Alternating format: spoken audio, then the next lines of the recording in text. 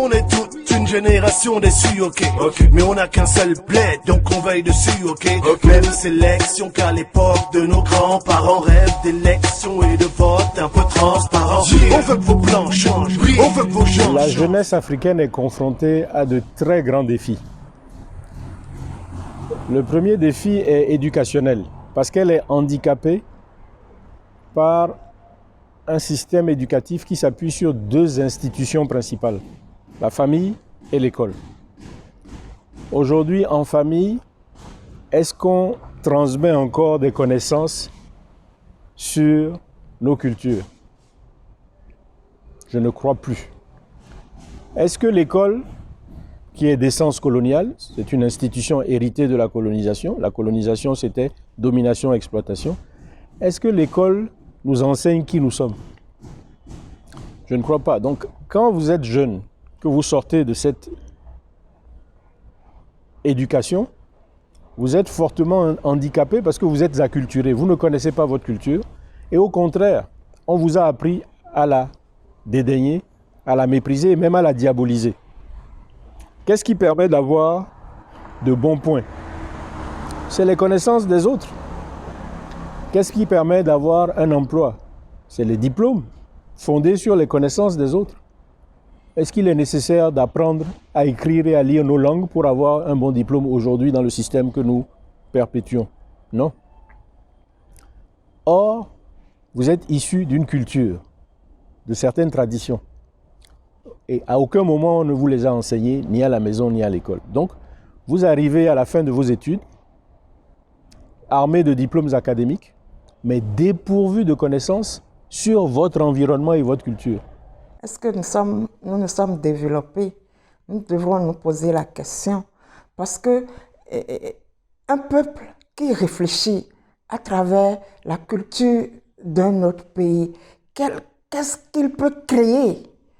Parce qu'il faut aimer sa culture, vivre avec passion sa culture pour aimer son pays. Et lorsqu'on aime son pays, on est en mesure de créer via sa culture. Parce que c'est la culture qui vivifie et qui donne l'inspiration. Si nous rejetons notre culture et nous nous braquons sur la culture de quelqu'un d'autre, quelle création, quelle créativité nous pouvons apporter pour nous-mêmes, pour notre épanouissement, pour notre développement. Je vais donner quelques éléments de base de ce que nous appelons la culture. L'Afrique n'avait pas de religion et elle n'en a même pas. On ne peut pas avoir la prétention de dire qu'il y a une religion africaine, mais il y a une spiritualité et des cultes. C'est en tournant le dos, d'une certaine manière, à cette spiritualité-là que nous avons perdu pied. L'Africain, dans sa spiritualité, il croit à un Dieu unique. Il n'a pas attendu l'Occident pour croire en un Dieu unique.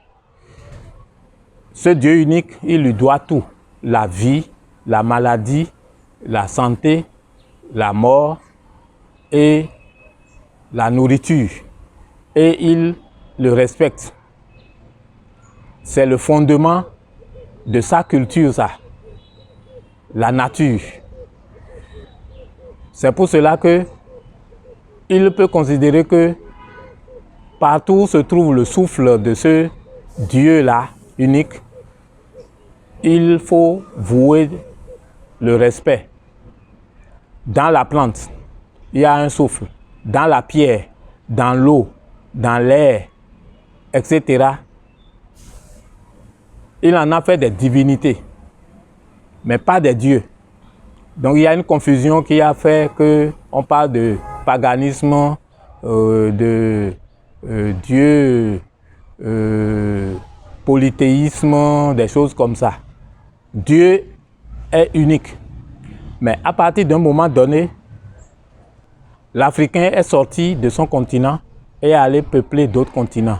Et du fait des changements climatiques, de la rigueur du climat, la mélanine qui fait la noirceur de la peau, qui protège parce que les rayons solaires sont dangereux, cette mélanine a diminué et les leucodermes sont apparus. Je veux dire les blancs sont apparus et ils sont devenus au cours de leur évolution cupides.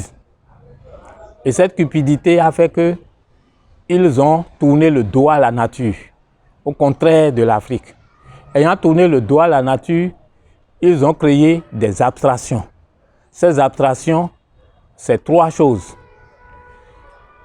Ils ont créé un Dieu qu'ils appellent le bon Dieu, qui est un Dieu androïde créé par l'homme et qui se veut jaloux, méchant et intolérant, et qui a un enfer, qui a un purgatoire pour sévir, ce qui n'est pas le cas de l'Africain. La deuxième abstraction, après ce Dieu androïde, c'est l'argent. On a créé l'argent comme un intermédiaire. Et cet argent-là a été métastasé partout, aux quatre coins du monde, et a atteint l'Afrique. La troisième abstraction, c'est le marché.